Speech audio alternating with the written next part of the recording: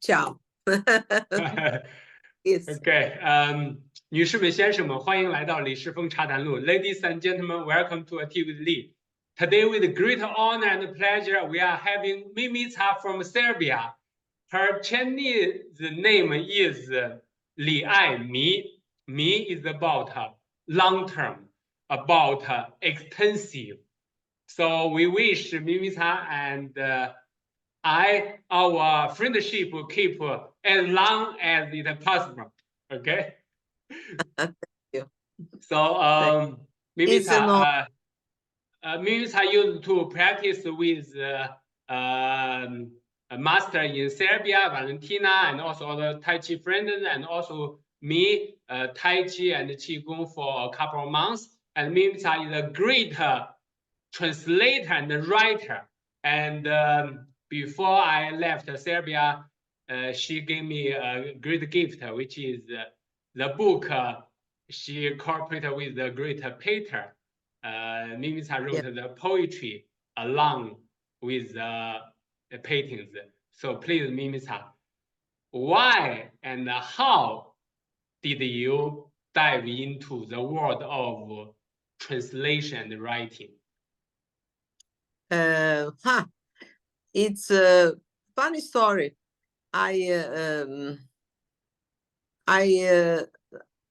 In fact, I started as a guitar player, and I studied guitar till I was a teenager. I play the rock and roll music, then I passed to classical music. And I wanted to study classical guitar in Italy. So I went to the Italian Conservatory, and I started there. But my mother wasn't happy. And she told me, you cannot be a tambourine man, like Bob Dylan said. You can't live like that. So you must try, choose something else serious, to be a serious girl.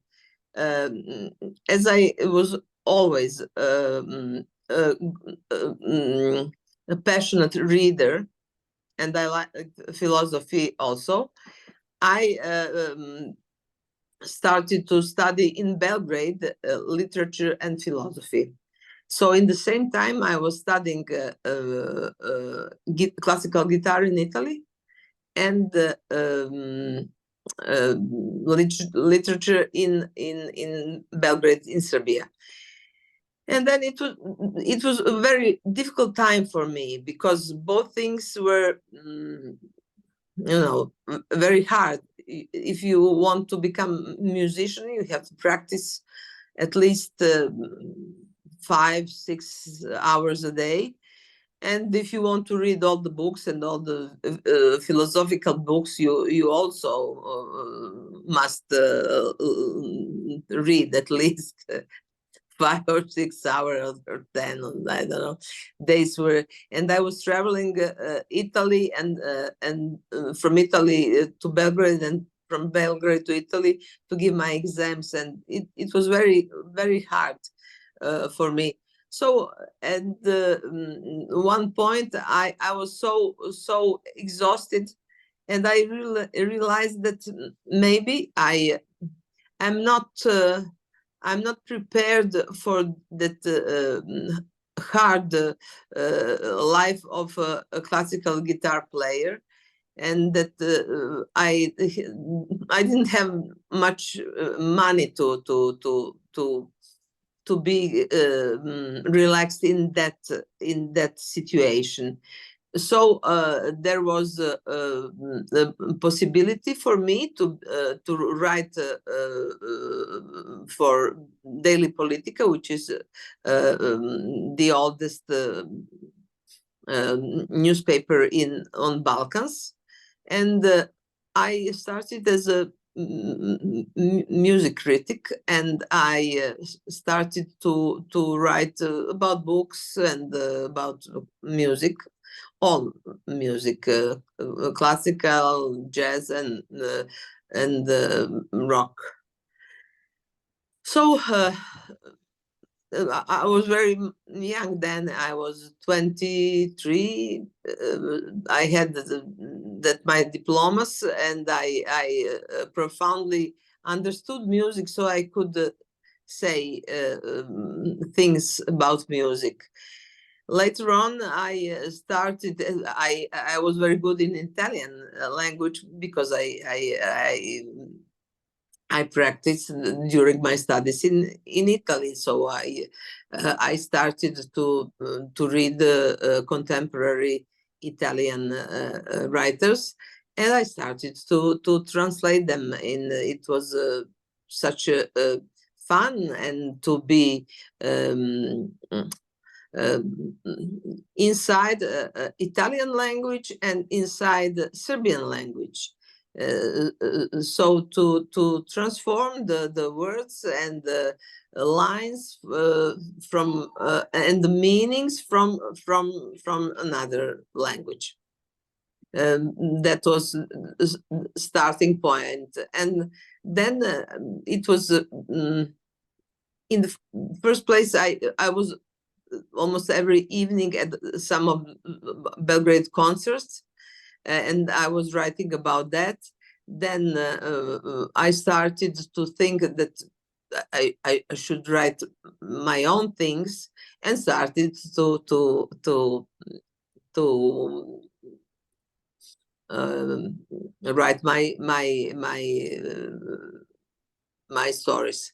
And it was my best friend and my dear friend who passed away some 6 months ago. It was a great Serbian and international writer, David Al-Bahari. So this was great friendship, and he was also translator from English language and writer. And we lived in the same building, and we used to be together and speak about music and about writings almost every day. And it was so natural. Then I passed from the daily newspaper because it was too political for me. I passed to magazine, a weekly magazine, where my stories were much longer, and not about only the music I heard on concert or book I just read or something like that. So I started to write only my things, and that was interesting to our famous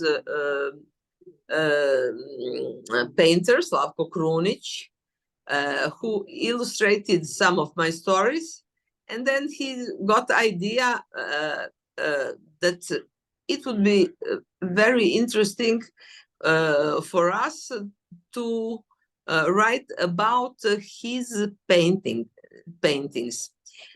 And he used to ask me, tell me, this is a portrait of some people, some persons, and tell me what's happening in this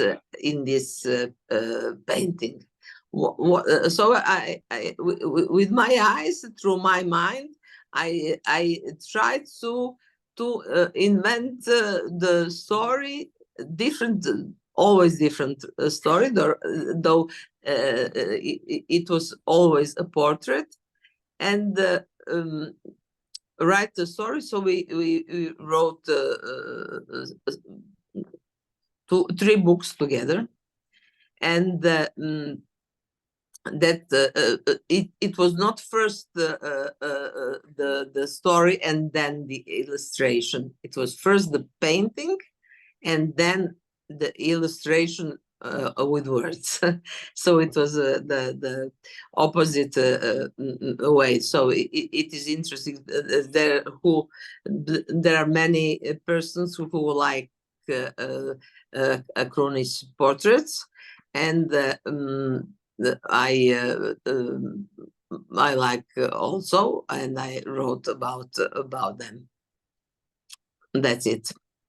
Cool. And I read partly of the book you gave me about the painting and the illustration, which you wrote it down for the corresponding with painters. So, and also you mentioned that you shift your passion from classical music, like classical guitar, to writing and translation. So what does music or writing translation mean to you? I'm still very sad that I'm not. I'm not a guitar player. This was my first love, and that is something which I will not forget. That it was. I'm very nostalgic about my playing the instrument I liked very much. And music helped me. That this kind of language, the person who understands the music language, the melody, the harmonies, the notes, can read the notes, can read music. It's great possibilities. It's like you understand the movements of a human body, and it is connected with the mind. I can say that I agree that the musicians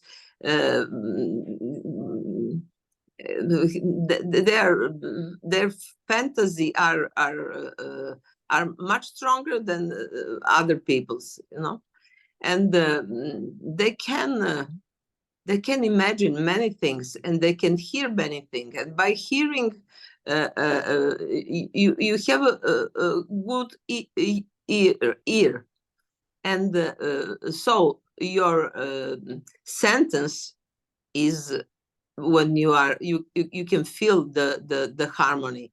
Your sentence, for example, when you translate something, your sentence is musically perfect, if you understand me, because you understand music. So when I read some translations, which are now, there are so many books written by very bad writers, and this is today you can't say if it is written by a person of artificial intelligence. It's very common for some sort of genres of book love stories and so on, that people didn't wrote them. It's simply, and when something is written bad or something is translated bad, I hear it in my ear like something that is not, like when you miss the note, playing, and this is out of tune. I can hear in the sentence if something is out of tune, out of meaning, out of the word maybe it's not right. So music helps me in that way very much. Cool. And yeah, definitely. In China, for the translator, we wish, or we expect that they reach 3 character of the level. So in 信达雅信, which means you must translate accurately. 达, you must translate it honestly. 雅, you must translate it as melodic, as harmonic as it's supposed to be. Yes, But that's I right. think you are talking about the third level, which is the it's hard to reach for, right? Yes, but I think the music will give you capacity to reach the level which, I mean, average people, for example, like me, cannot reach. I don't really know music so much. I used to be the translator for Kung Fu book as well. I want my translation as melodic and harmonic as it's supposed to be, in particular when I translate the Kung Fu poetry, you know, but or tea poetry, I'm trying. So I think I will send my piece about my translation about tea and Kung Fu, so you can help me to check it out to make it more melodic and harmonic. Yes, but you are music lovers, I remember. Yeah, I like music, but my level is still, I mean, need to be improved. Okay, thank you so much for sharing your wonderful story about how the music, how your first love, as you mentioned, the music help you to empower and enrich your next following passions, which is the writing and the translation. Okay, now back to what we did in common in Serbia. How and why you choose, you know, Taiji and Qigong as a way of relaxation, you know, or stay healthy after your, you know, I'm a job of translating. I'm such a good pupil, but in a way I'm a passionate one, because I started first I introduced myself in Chinese philosophy, and that attracted me very much. And it was a kind of I was speaking a lot with this friend of mine, the writer David Al-Bahari, and he was great he translated into Serbian I Ching, you know, the book of changes. Book of change, yes. And we were speaking a lot, so we entered it was it was like almost 50 years ago that he bought us some books. It was book like a comic book, only with photos of Tai Chi movements. So we started in Belgrade, near the river, every morning doing Tai Chi movements. It was in 77 or something like that. 1970s. Yes.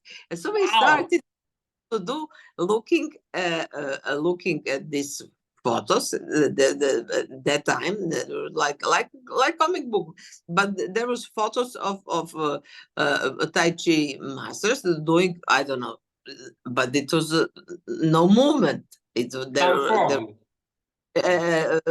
you know, no filming, only a photo. And another photo, hand is in another position, leg is in another position, And there is some short explanation below the photo, what you can you must do. So we imagined how to breathe, how to how to take our position. It was so we were doing it every morning, and they were passing, the old people having heart disease.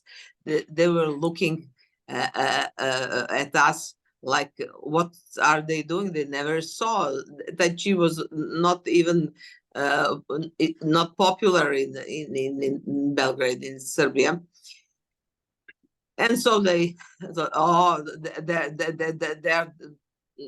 they're who knows, they took some drugs. They're making a funny moment. It was very funny. So many years. So we tried. I translated the book of Zen stories, Zen Buddhism stories. And that started like, and I, after some time, we understood that we cannot learn the Tai Chi or Qigong alone with these handy books, and we started to nothing. I forgot about that. Then I saw the group that Valentina Radiša and Master Ming made in Belgrade. So I started to do correctly, I think correctly, in Tai Chi and Qigong. Cool. But it's always, I was looking what they are doing, because I visit frequently Italy, what they are doing in Italy with it's a completely different thing. And that reminds me of a very interesting story of Italian novelist Tommaso Landolfi. It's a story about a man who decided to learn Persian language, Farsi, and he went to a teacher, and the teacher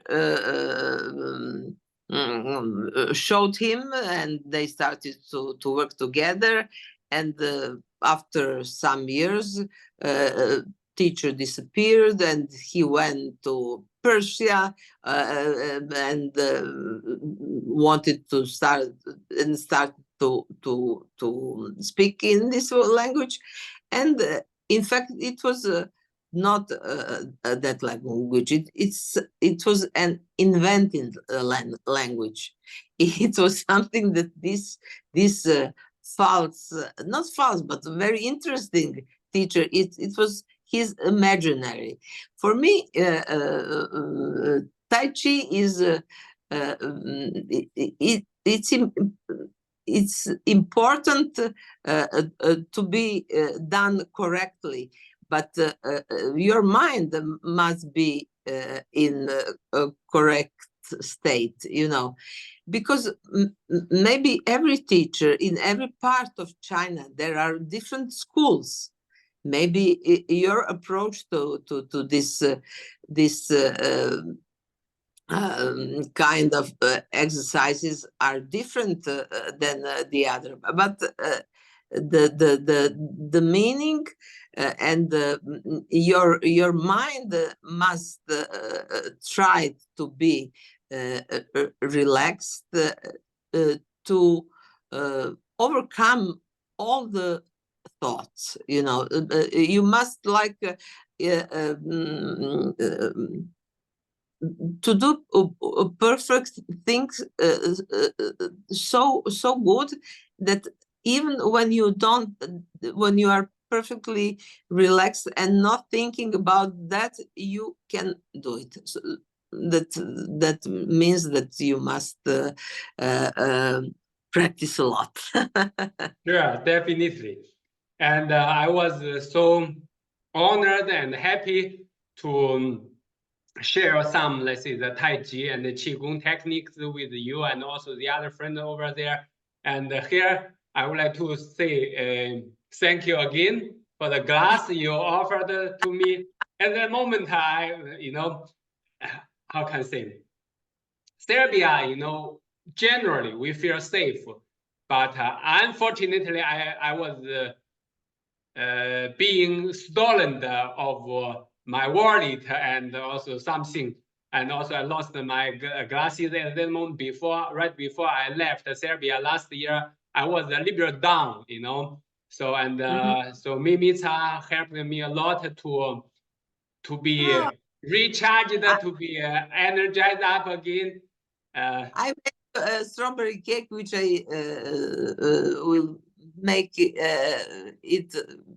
if you come this spring again. Definitely.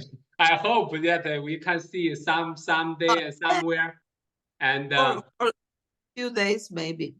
Yeah, and so with this glass, Mimica wrote a little note that I wish through this glass you see the beauty of the universe clearly, a little bit more clear. I still keep this note, and yeah, and beyond all, and thank you so much for sharing your lovely and wonderful story about music, writing, translation.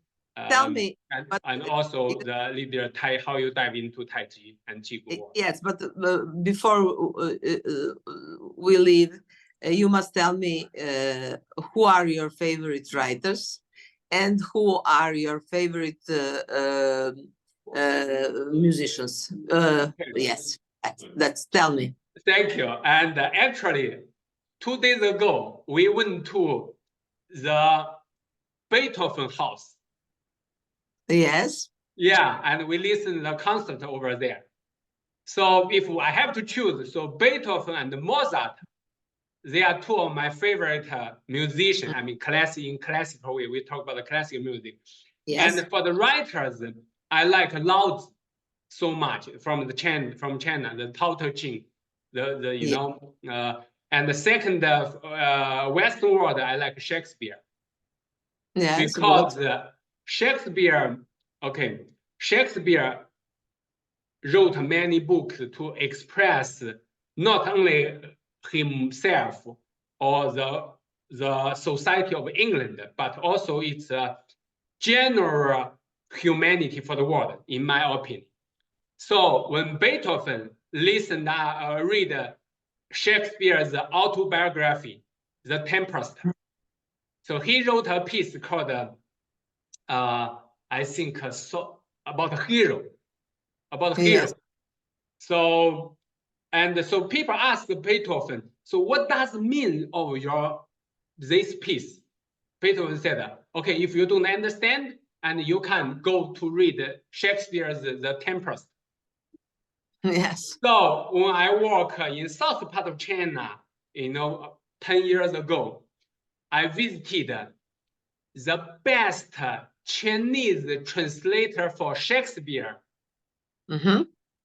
His name is Zhu Shenghao. Actually, he and you guys share something in common, which is he translated Shakespeare's masterpieces in extremely elegant, honest, and melodic way. Yes, he is a poet. So people love reading his translation of Shakespeare. Why? Because he translated poetically, melodically, in harmony. So when you're talking about your story, it directly reminded me of the best translator for Shakespeare in China, Zhu Shenghao. Yes, I visited his former house and talked with his son. Yeah. Good. Interesting. Okay. Okay. Thank you so much. Thank you. I hope to see you soon. Yeah, sure. Okay. Ciao, ciao, Mimi-san. Ciao, See you. ciao. Big kiss. Okay. Bye bye.